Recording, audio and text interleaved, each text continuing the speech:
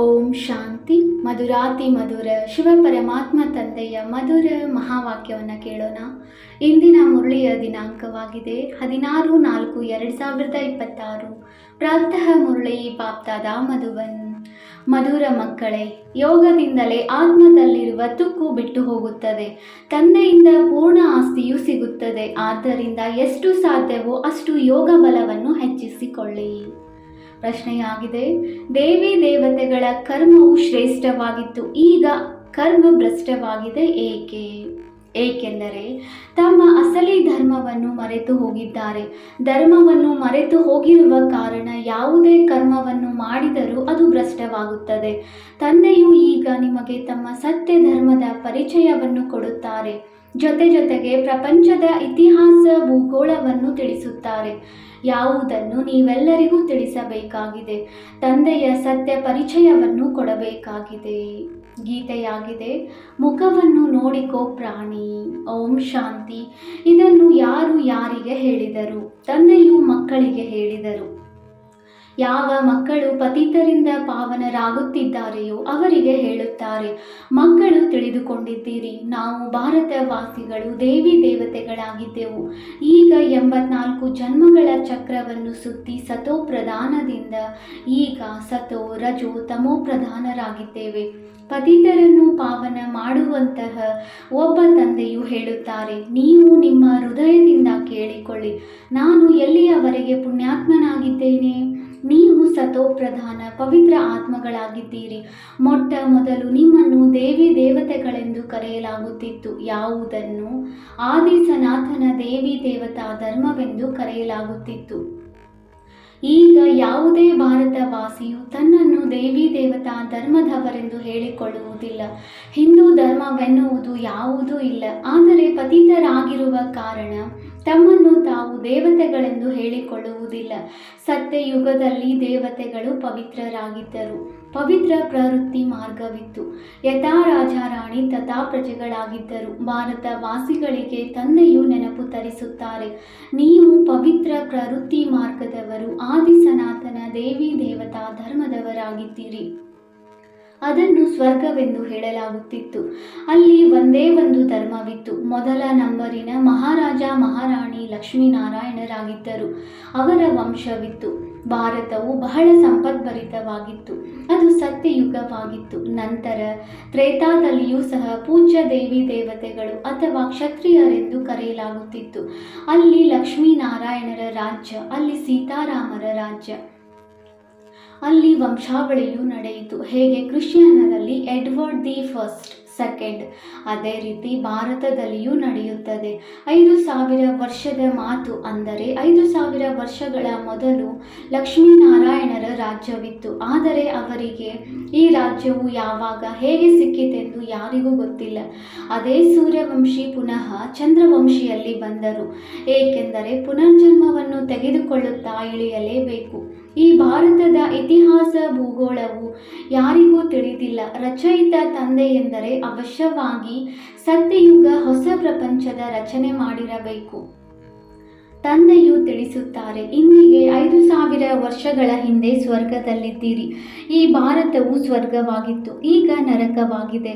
ಈ ಪ್ರಪಂಚದವರಿಗಂತೂ ಪ್ರಪಂಚದ ಇತಿಹಾಸ ಭೂಗೋಳದ ಬಗ್ಗೆ ತಿಳಿದುಕೊಂಡಿಲ್ಲ. ಅವರಿಗಂತೂ ಅಪೂರ್ಣವಾದ ಕಡೆಯ ಅರ್ಧ ಇತಿಹಾಸವು ಗೊತ್ತಿದೆ. ಸತ್ಯಯುಗ ತ್ರೇತಾದ ಇತಿಹಾಸ ಭೂಗೋಳವು ಯಾರಿಗೂ ಗೊತ್ತಿಲ್ಲ. ಋಷಿ ಮುನಿಗಳು ಸಹ ಹೇಳುತ್ತಿದ್ದರು, ನಮಗೆ ರಚಯಿತ ಮತ್ತು ರಚನೆಯ ಆದಿ ಮಧ್ಯವು ಗೊತ್ತಿಲ್ಲ ಎಂದು. ತಿಳಿದುಕೊಳ್ಳಲು ಹೇಗೆ ಸಾಧ್ಯ? ತಂದೆಯು ಕುಳಿತು ನಿಮಗೆ ತಿಳಿಸುತ್ತಾರೆ. ಶಿವ ತಂದೆಯು ಭಾರತದಲ್ಲಿಯೇ ದಿವ್ಯವಾದ ಜನ್ಮವನ್ನು ತೆಗೆದುಕೊಳ್ಳುತ್ತಾರೆ. ಇಲ್ಲಿಯೇ ಶಿವ ಜಯಂತಿಯೂ ಆಗುತ್ತದೆ. ಶಿವ ಜಯಂತಿಯ ನಂತರ ಗೀತಾ ಜಯಂತಿ ಆಗಬೇಕು. ನಂತರ ಜೊತೆಯಲ್ಲಿಯೂ ಆಗಬೇಕು. ಆದರೆ ಈ ಶಿವ ಜಯಂತಿಯು ಯಾವಾಗ ಆಯಿತು? ಈ ರಹಸ್ಯವನ್ನು ಭಾರತವಾಸಿಗಳು ತಿಳಿದುಕೊಂಡಿಲ್ಲ. ಬುದ್ಧ ಜಯಂತಿ, ಕ್ರೈಸ್ತ ಜಯಂತಿ ಯಾವಾಗ ಆಯಿತು ಎಂದು ಬೇರೆ ಧರ್ಮದವರು ತಕ್ಷಣ ತಿಳಿಸುತ್ತಾರೆ. ಶಿವಜಯಂತಿ ಯಾವಾಗ ಆಯಿತು ಎಂದು ಯಾವುದೇ ಭಾರತ ವಾಸಿಯನ್ನು ಕೇಳಿದರೆ ಯಾರೂ ತಿಳಿಸಲು ಸಾಧ್ಯವಿಲ್ಲ. ಭಾರತದಲ್ಲಿಯೇ ಶಿವನು ಬಂದು ಏನು ಮಾಡಿದರು ಎಂದು ಯಾರಿಗೂ ಗೊತ್ತಿಲ್ಲ. ಶಿವ ಎಲ್ಲ ಆತ್ಮರುಗಳ ತಂದೆಯಾಗಿದ್ದಾರೆ. ಆತ್ಮವು ಅವಿನಾಶಿಯಾಗಿದೆ. ಆತ್ಮವು ಒಂದು ಶರೀರವನ್ನು ಬಿಟ್ಟು ಇನ್ನೊಂದನ್ನು ತೆಗೆದುಕೊಳ್ಳುತ್ತದೆ. ಇದು 84 ಜನ್ಮಗಳ ಚಕ್ರವಾಗಿದೆ. ಶಾಸ್ತ್ರಗಳಲ್ಲಂತೂ 84 ಲಕ್ಷ ಜನ್ಮಗಳೆಂದು ಸುಳ್ಳು ಹೇಳಿಬಿಟ್ಟಿದ್ದಾರೆ. ತಂದೆಯು ಬಂದು ಸತ್ಯವಾದ ಮಾತನ್ನು ತಿಳಿಸುತ್ತಾರೆ. ತಂದೆಯನ್ನು ಬಿಟ್ಟರೆ ಯಾರು ರಚನೆಯ ಬಗ್ಗೆ ಸುಳ್ಳನ್ನೇ ಹೇಳುತ್ತಾರೆ. ಏಕೆಂದರೆ ಇದು ಮಾಯೆಯ ರಾಜ್ಯವಾಗಿದೆ. ಮೊದಲು ನೀವೆಲ್ಲರೂ ಪಾರಸ ಬುದ್ಧಿಯವರಾಗಿದ್ದೀರಿ. ಭಾರತವು ವಜ್ರ ಸಮಾನವಾಗಿತ್ತು. ಚಿನ್ನ, ವಜ್ರ, ವೈಢೂರ್ಯಗಳ ಮಹಲುಗಳಿತ್ತು. ತಂದೆಯು ಕುಳಿತು ರಚಯಿತ ಮತ್ತು ರಚನೆಯ ಆದಿ ಮಧ್ಯ ಅಂತ್ಯದ ರಹಸ್ಯ ಅರ್ಥಾತ್ ಇತಿಹಾಸ ಭೂಗೋಳವನ್ನು ತಿಳಿಸುತ್ತಾರೆ. ಭಾರತ ವಾಸಿಗಳಿಗೆ ಇದು ಗೊತ್ತಿಲ್ಲ. ನಾವು ಮೊಟ್ಟ ಮೊದಲು ದೇವಿ ದೇವತೆಗಳಾಗಿದ್ದೆವು. ಈಗ ಪತಿತ ಕಂಗಾಲರು ಅಧರ್ಮಿಗಳಾಗಿದ್ದೇವೆ. ನಮ್ಮ ಧರ್ಮವನ್ನು ಮರೆತು ಹೋಗಿದ್ದೇವೆ ಎಂದು.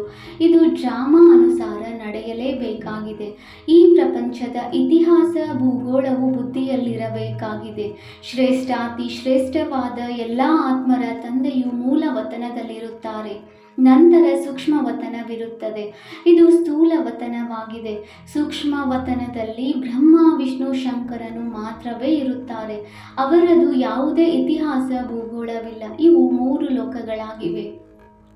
ಭಗವಂತನು ಒಬ್ಬರೇ ಆಗಿದ್ದಾರೆ. ಅವರ ರಚನೆಯೂ ಒಂದೇ ಆಗಿದೆ. ಯಾವ ಚಕ್ರವು ತಿರುಗುತ್ತಲೇ ಇರುವುದು. ಸತ್ಯಯುಗದಿಂದ ತ್ರೇತಾದಿಂದ ನಂತರ ದ್ವಾಪರ, ಕಲಿಯುಗದಲ್ಲಿ ಬರಲೇಬೇಕಾಗಿದೆ. 84 ಜನ್ಮಗಳ ಲೆಕ್ಕ ಬೇಕಲ್ಲವೇ? ಇದು ಯಾರಿಗೂ ಗೊತ್ತಿಲ್ಲ. ಇದ್ಯಾವುದೇ ಶಾಸ್ತ್ರಗಳಲ್ಲಿಯೂ ಇಲ್ಲ. 84 ಜನ್ಮಗಳ ಪಾತ್ರವನ್ನು ನೀವು ಮಕ್ಕಳೇ ಅಭಿನಯಿಸುತ್ತೀರಿ. ತಂದೆಯಂತೂ ಈ ಚಕ್ರದಲ್ಲಿ ಬರುವುದೇ ಇಲ್ಲ. ಮಕ್ಕಳು ಪಾವನರಿಂದ ಪತಿತರಾಗುತ್ತಾರೆ. ಆದ್ದರಿಂದಲೇ ಕೂಗುತ್ತಾರೆ, ಬಾಬಾ ಬಂದು ನಮ್ಮನ್ನು ಪುನಃ ಪಾವನರನ್ನಾಗಿ ಮಾಡಿ. ರಾವಣ ರಾಜ್ಯದಲ್ಲಿ ಎಲ್ಲರೂ ದುಃಖಿಗಳಾಗಿದ್ದಾರೆ. ಅವರನ್ನು ಮತ್ತೆ ಮುಕ್ತರನ್ನಾಗಿ ಮಾಡಿ ರಾಮರಾಜ್ಯಕ್ಕೆ ಕರೆದುಕೊಂಡು ಹೋಗಿ ಎಂದು ಒಬ್ಬನನ್ನೇ ಎಲ್ಲರೂ ಕರೆಯುತ್ತಾರೆ. ಅರ್ಧಕಲ್ಪ ರಾಮರಾಜ್ಯ, ಅರ್ಧಕಲ್ಪ ರಾವಣ ರಾಜ್ಯವಾಗಿದೆ. ಭಾರತವಾಸಿಗಳು ಯಾರು ಪಾವನರಾಗಿದ್ದರೋ ಅವರೇ ಪತಿತರಾಗುತ್ತಾರೆ. ವಾಮ ಮಾರ್ಗದಲ್ಲಿ ಹೋಗುವುದರಿಂದಲೇ ಪತಿತರಾಗುವುದು ಆರಂಭವಾಗುತ್ತದೆ. ಭಕ್ತಿ ಮಾರ್ಗ ಆರಂಭವಾಗುತ್ತದೆ. ಈಗ ನೀವು ಮಕ್ಕಳಿಗೆ ಜ್ಞಾನವನ್ನು ತಿಳಿಸಲಾಗುತ್ತದೆ. ಇದರಿಂದ ಅರ್ಧಕಲ್ಪ 21 ಜನ್ಮಗಳಿಗೆ ಸುಖದ ಆಸ್ತಿಯನ್ನು ಪಡೆದುಕೊಳ್ಳುತ್ತೀರಿ. ಅರ್ಧಕಲ್ಪ ಜ್ಞಾನದ ಪ್ರಾರಬ್ಧ ನಡೆಯುತ್ತದೆ. ನಂತರ ರಾವಣ ರಾಜ್ಯವಾಗುತ್ತದೆ. ಕೆಳಗಿಳಿಯುವುದು ಪ್ರಾರಂಭವಾಗುತ್ತದೆ. ನೀವು ದೈವಿ ರಾಜ್ಯದಲ್ಲಿದ್ದೀರಿ. ನಂತರ ಈಗ ಆಸುರಿ ರಾಜ್ಯದಲ್ಲಿ ಬಂದಿದ್ದೀರಿ. ಇದನ್ನೇ ನರಕವೆಂದು ಕರೆಯಲಾಗುತ್ತದೆ. ನೀವು ಸ್ವರ್ಗದಲ್ಲಿದ್ದೀರಿ. ನಂತರ 84 ಜನ್ಮಗಳನ್ನು ಮುಗಿಸಿಕೊಂಡು ಈಗ ನರಕದಲ್ಲಿದ್ದೀರಿ. ಅದು ಸುಖಧಾಮವಾಗಿತ್ತು. ಇದು ದುಃಖಧಾಮ. 100% ದಿವಾಳಿಯಾಗಿದೆ.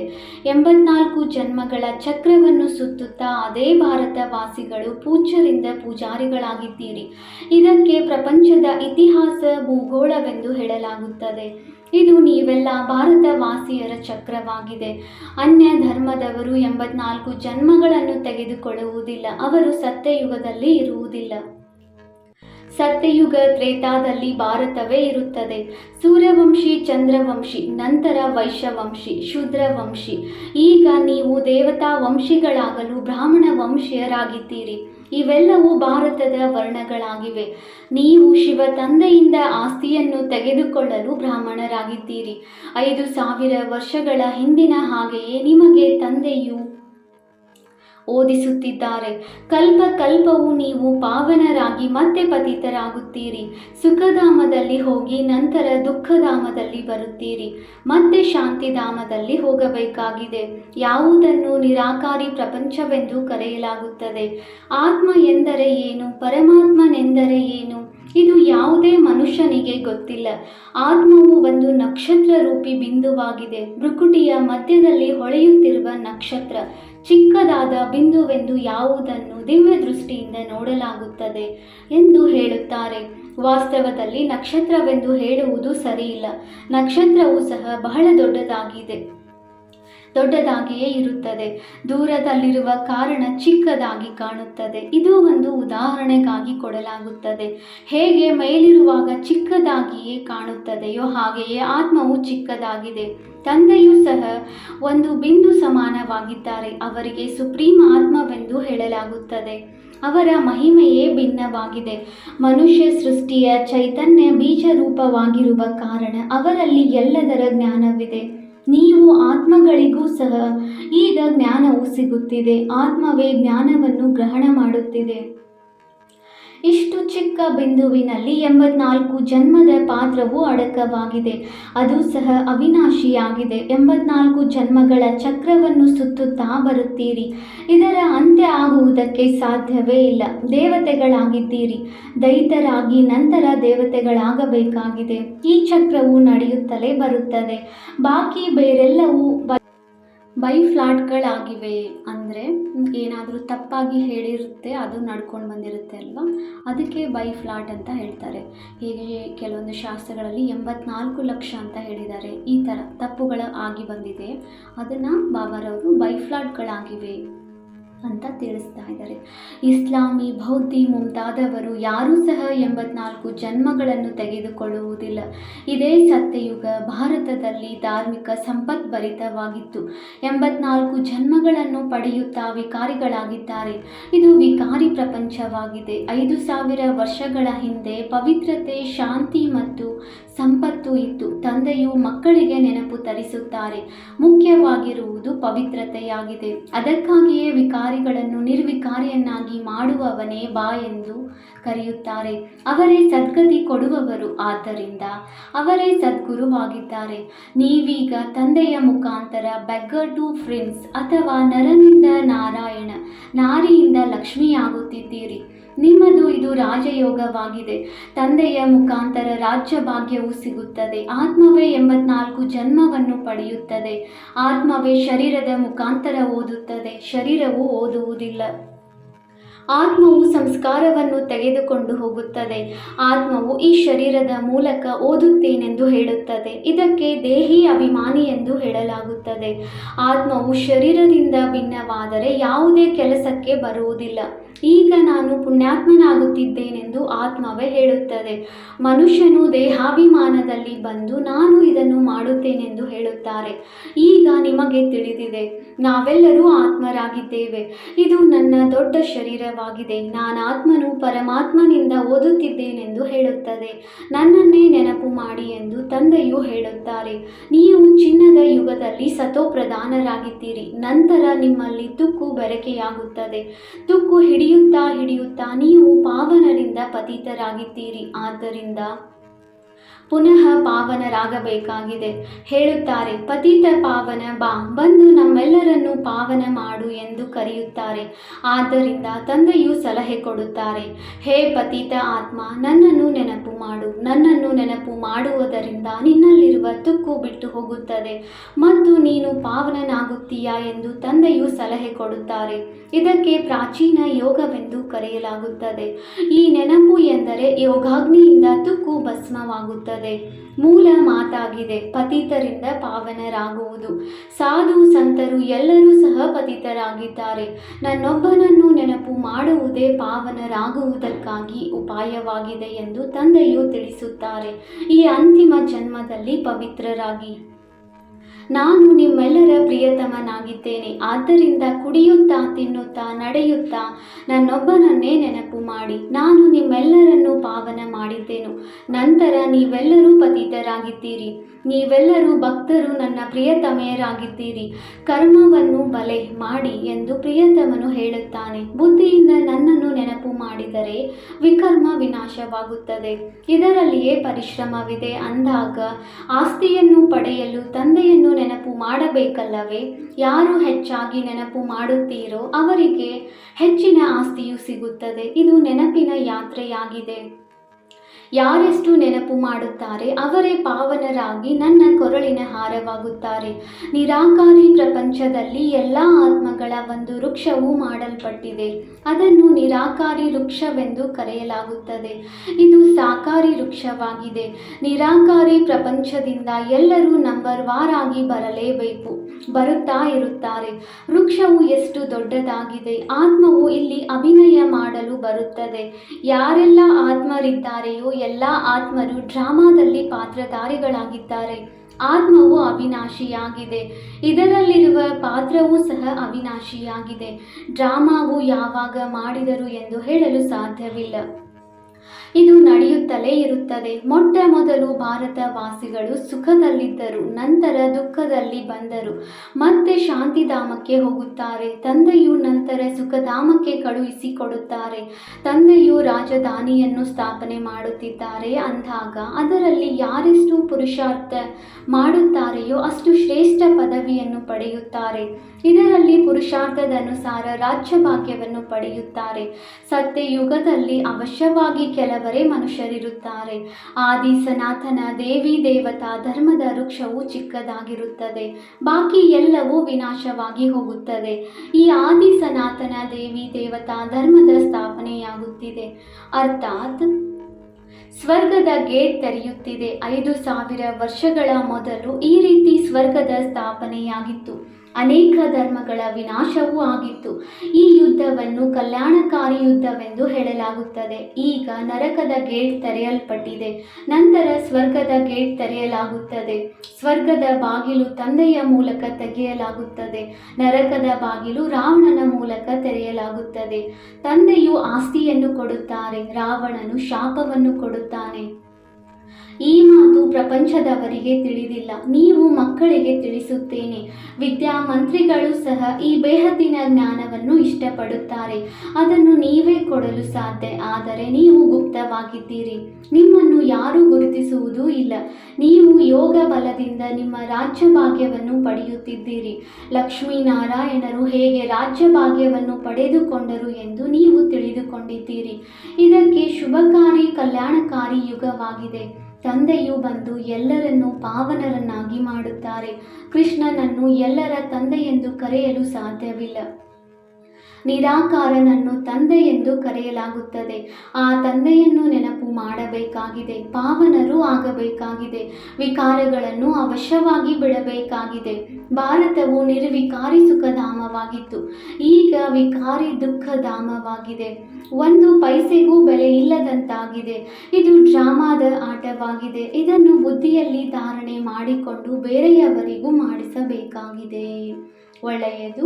ಮಧುರಾತಿ ಮಧುರ ಅಗಲಿ ಹೋಗಿ ಮರಳಿ ಸಿಕ್ಕಿರುವ ಮಕ್ಕಳ ಪ್ರತಿ ಮಾತಾಪಿತ ಬಾಪ್ದಾದಾರವರ ನೆನಪು, ಪ್ರೀತಿ ಹಾಗೂ ಸುಪ್ರಭಾತ. ಆತ್ಮಿಕ ಮಕ್ಕಳಿಗೆ ಆತ್ಮಿಕ ತಂದೆಯ ನಮಸ್ತೆ. ನಾವು ಆತ್ಮಿಕ ಮಕ್ಕಳಿಂದ ಆತ್ಮಿಕ ತಂದೆಗೆ ನೆನಪು, ಪ್ರೀತಿ ಹಾಗೂ ನಮಸ್ತೆ ನಮಸ್ತೆ ನಮಸ್ತೆ. ಧಾರಣೆಗಾಗಿ ಮುಖ್ಯ ಸಾರ. ಪಾಯಿಂಟ್ ನಂಬರ್ 1, ನೆನಪಿನಿಂದಲೇ ತಂದೆಯ ಕೊರಳಿನ ಹಾರವಾಗಬೇಕಾಗಿದೆ. ಕರ್ಮವನ್ನು ಮಾಡುತ್ತಾ ತಂದೆಯ ನೆನಪಿನಲ್ಲಿದ್ದು ವಿಕರ್ಮಾಜೀತರಾಗಬೇಕಾಗಿದೆ. ಪಾಯಿಂಟ್ ನಂಬರ್ 2, ಪುಣ್ಯಾತ್ಮರಾಗಲು ಸಂಪೂರ್ಣ ಪುರುಷಾರ್ಥ ಮಾಡಬೇಕಾಗಿದೆ. ದೇಹಾಭಿಮಾನವನ್ನು ಬಿಟ್ಟು ದೇಹಿ ಅಭಿಮಾನಿಯಾಗಬೇಕಾಗಿದೆ. ವರದಾನ: ತಮ್ಮ ಬುದ್ಧಿ ಎಂಬ ನೇತ್ರವನ್ನು ಸ್ಪಷ್ಟ ಹಾಗೂ ಸುರಕ್ಷಿತವಾಗಿ ಇಟ್ಟುಕೊಳ್ಳುವಂತಹ ಮಾಸ್ಟರ್ ಜ್ಞಾನಪೂರ್ಣ ಶಕ್ತಿಪೂರ್ಣ ಭವ.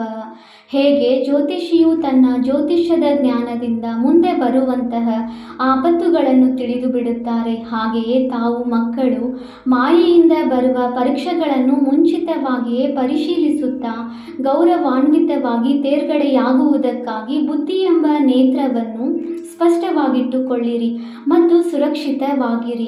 ದಿನ ಕಳೆದಂತೆ ನೆನಪಿನ ಅಥವಾ ಶಾಂತಿಯ ಶಕ್ತಿಯನ್ನು ವೃದ್ಧಿ ಮಾಡಿಕೊಳ್ಳುತ್ತೀರೆಂದರೆ ಇಂದು ಏನಾಗುವುದಿದೆ ಎಂಬುದು ಮುಂಚಿತವಾಗಿಯೇ ತಿಳಿದು ಬಿಡುತ್ತದೆ.